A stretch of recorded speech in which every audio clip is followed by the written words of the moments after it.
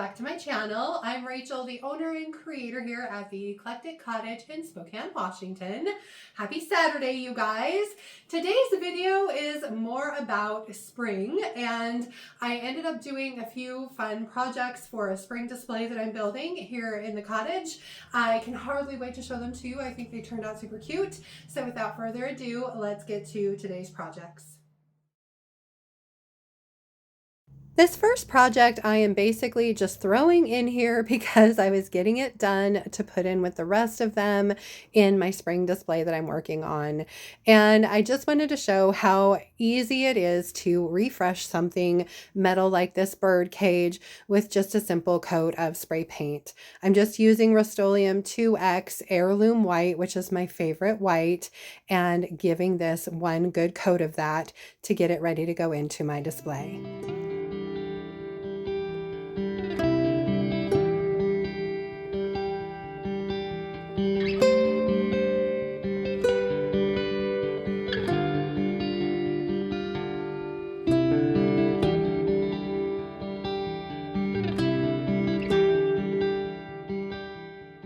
My second project is this cute little concrete bunny that I picked up a while ago.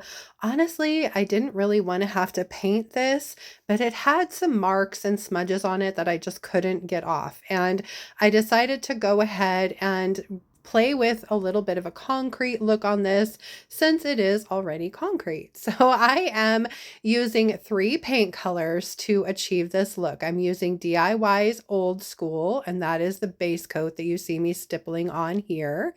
I'm using DIY's Letterpress Gray, which is a lighter gray, and then I'm going to be using some of DIY's Crinoline as well.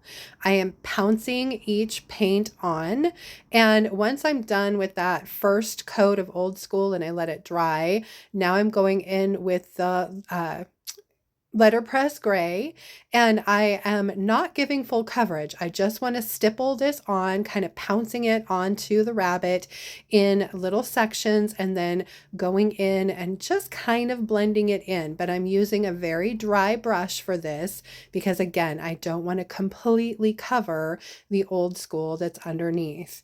Now, these are really close in color when you're putting them on like this. Wet letterpress gray is almost the same color as dry Old School, and so you can see more of the difference here as I dry them up. Once that's all done and dry, I'm going to grab my brush again, and this time I'm going to go in with some crinoline right over the top of that letterpress gray. And this time I'm being very careful. You can see I'm very gingerly pouncing that on. I really don't want to mush it down too much into the paint. I just want this to kind of be a highlight over the top of those other 2 colors. So I'm kind of going over this again, not trying to get full coverage, but just making sure that I've got an even amount of it all over the bunny. Lastly, I'm going to dry that back off again and go back in with a little more Old School over the top of that crinoline, just to bring a little bit more of that dark color through the rest of these colors. So I'm just barely putting a little bit of that Old School back over the top of that crinoline. This is a fun way to finish off a project like this, and you could use a number of different colors together. I think next time I'm going to try some browns and whites together to get a completely different look. And of course, the great thing about this technique is that there's really no wrong way to do it. And if you do feel like you've messed up, you can always just dry your brush back off and go over that area again with a different color.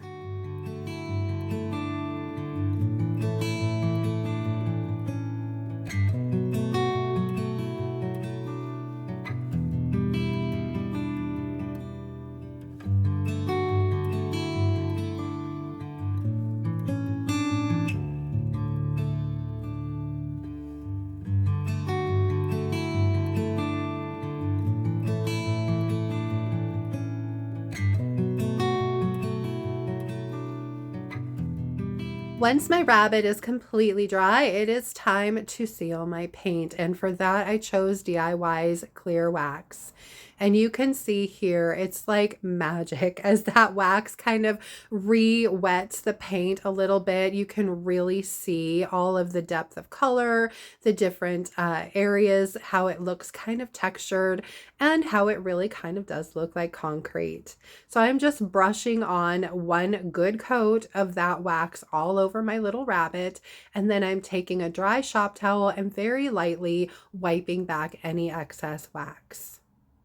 Once I was finished with this, I did go back and paint the bottom of the bunny. I just went ahead and painted it one solid color with the DIY old school, gave it a coat of clear wax as well, and then my little rabbit is finished. I absolutely love how he came out. He's going to be perfect in my spring display, and I really hope you guys like him too.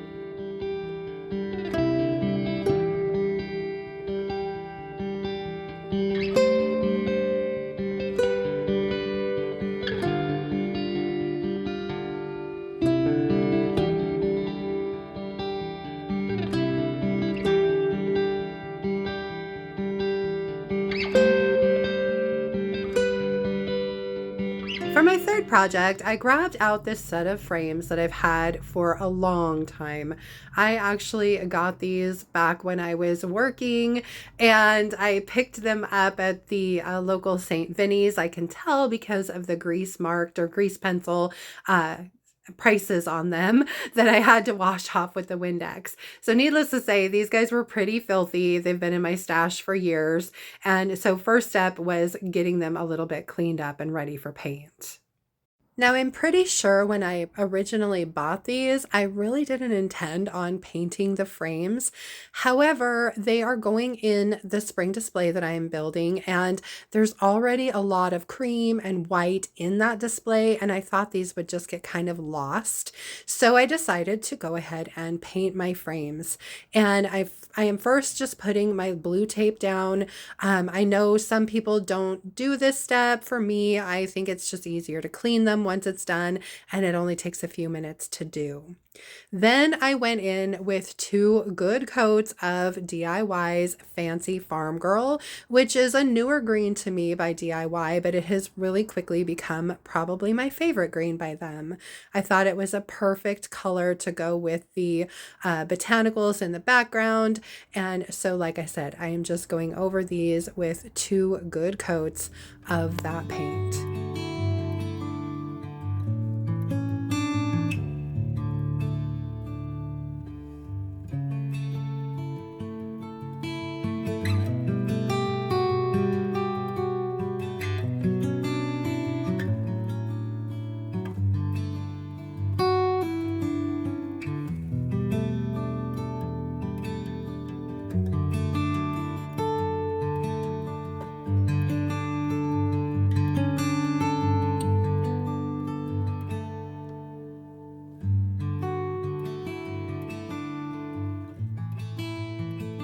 Now I realize not everyone likes distressing, and in all honesty, I had originally planned on using waxes to bring out the details in these frames. However, they are going into my spring display that I'm building, and I realized as I was looking at it, a lot of the items in it already have more of a distressed, shabby chic kind of look to them, and I really wanted these to blend in a little more, so I decided to go ahead and distress these and bring out some of that white color from underneath the green paint. So I'm just using the wet distress method here. That is one of the great things about DIY paint, is that it's easily distressed with a little bit of water. So I'm using a damp shop towel and just rubbing where I want to remove a little bit of that paint and show that white through. Once my frames had had a moment to dry again, it was time to seal my paint. As I've mentioned in the past, DIY paint is clay-based and porous and can be reactivated with water. That is why it's so easy to wet distress, and so it really needs to be sealed. And so for these, again, I'm just using a coat of that clear wax, brushing on a nice even layer, and then wiping back the excess very gently with a dry shop towel.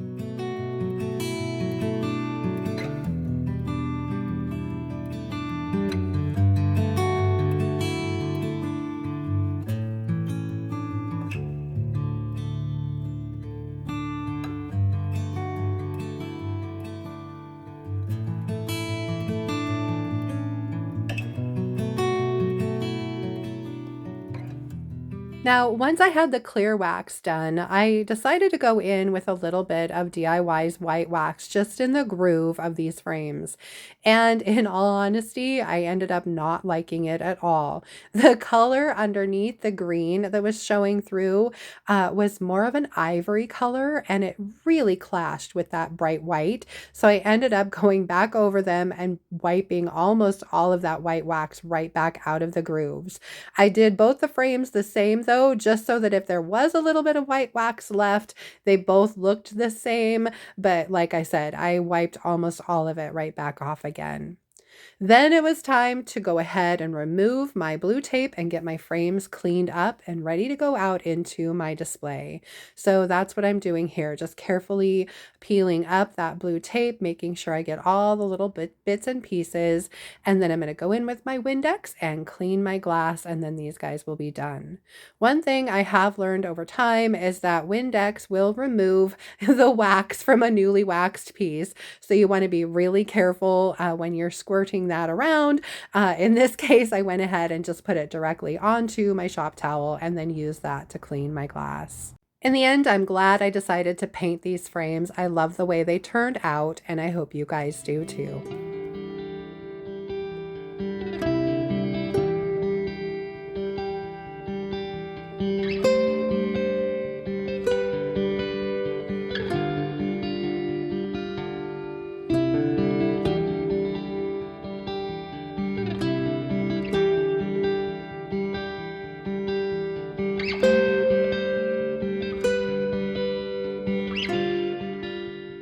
My fourth and final project for today are these two chonky spindles or baluster pieces. I don't know exactly what you would call these, but they're architectural wood pieces that I found at the Goodwill. And I really am excited to use them in my big spring display.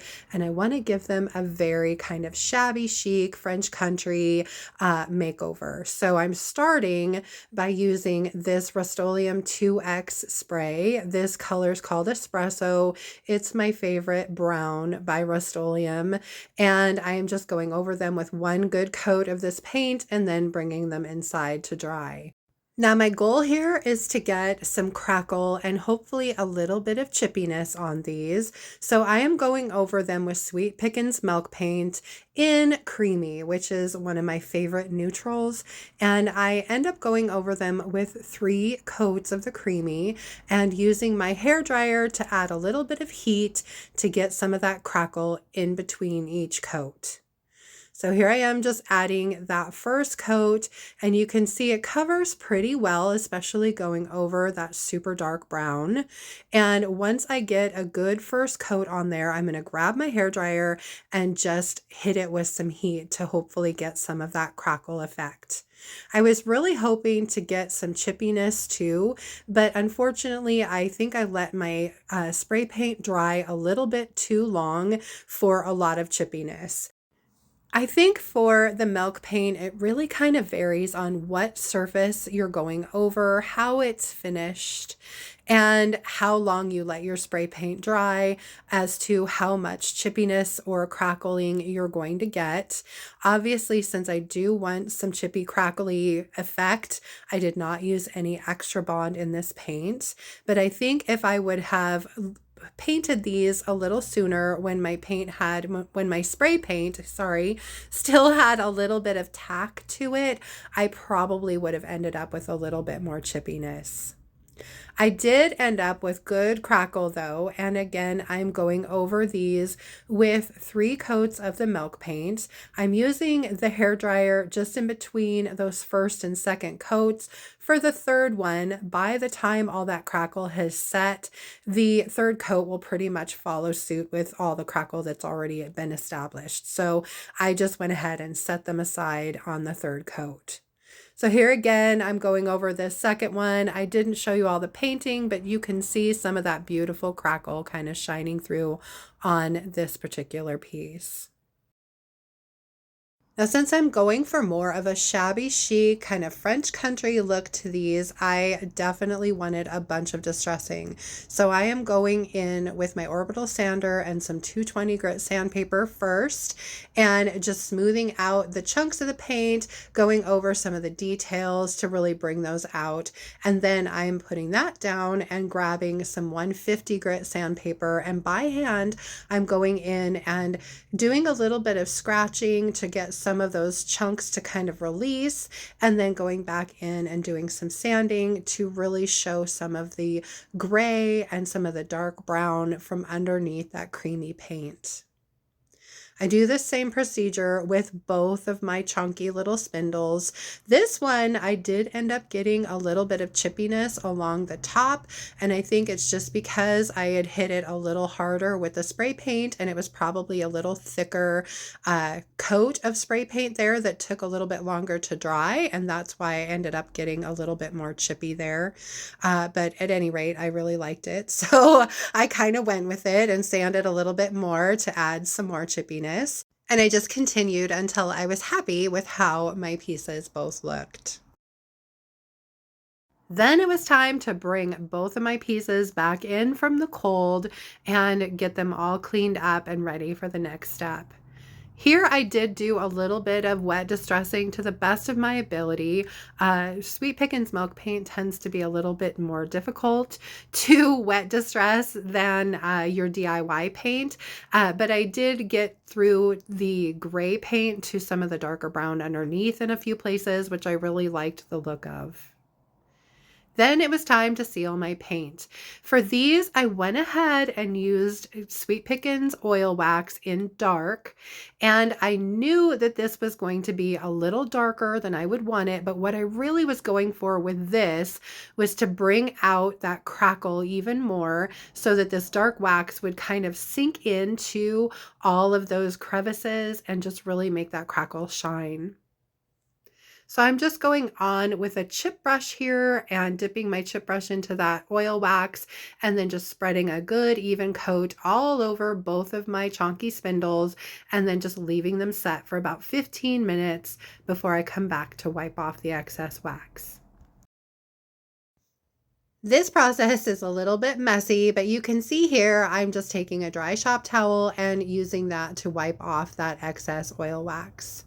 You can also see that my creamy paint has become more of a mushroom color with that dark wax applied, and it definitely was a little bit darker than I wanted it. So my solution to that is grabbing my DIY clear wax and my clear wax brush and going back over that dark oil wax with a little bit of clear wax. Now I realize this isn't going to take my paint all the way back to its original creamy color, which is fine with me. I definitely wanted these to have a little bit of an aged patina to them, but it's going to get them a lot closer than they were, and I end up really happy with how they came out. So in the end, even though this was a bit of a process, I was really happy with how it came together.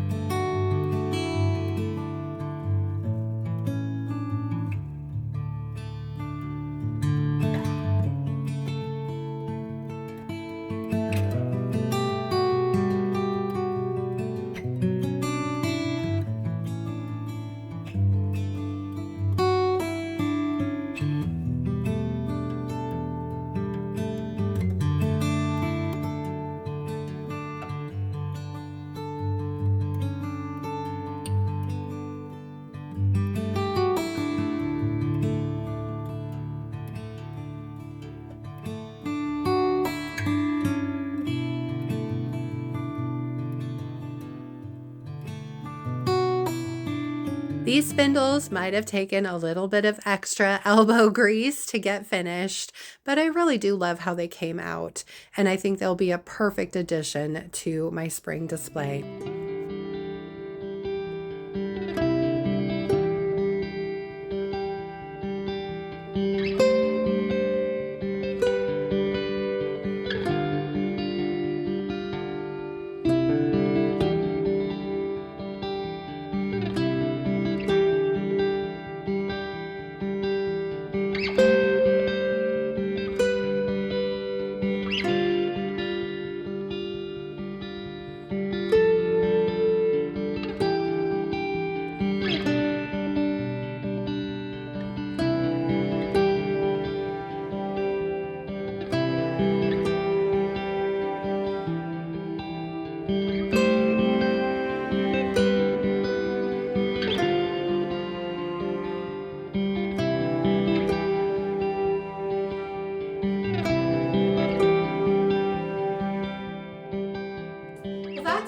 here for today, you guys. I hope you liked my spring themed projects. I know it's only January and it's a little early already to be talking about spring, but I am so ready, you guys. So it was a lot of fun for me to be working on some spring. So there's a good chance you might see more spring in the future. I might switch back to a little bit of Valentine's Day. We'll see, but I'm really digging the spring.